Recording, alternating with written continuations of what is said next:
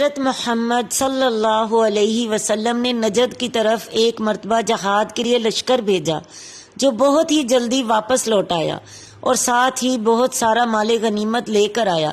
لوگوں کو بڑا تعجب ہوا کہ اتنی ذرا سی مدت میں ایسی بڑی کامیابی اور مال و دولت کے ساتھ واپس آ گیا۔ حضور صلی اللہ علیہ وسلم نے ارشاد فرمایا کہ میں تمہیں اس سے بھی کم وقت میں اس مال سے بہت زیادہ غنیمت اور دولت کمانے والی جماعت بتاؤں۔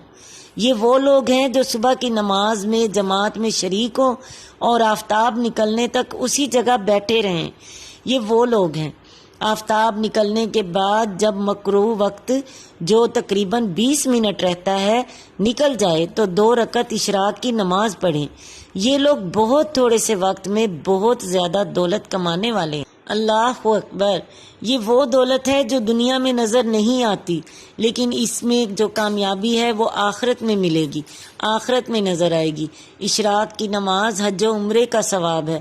اللہ تعالی ہم سب کو توفیق عطا فرمائے، آمین۔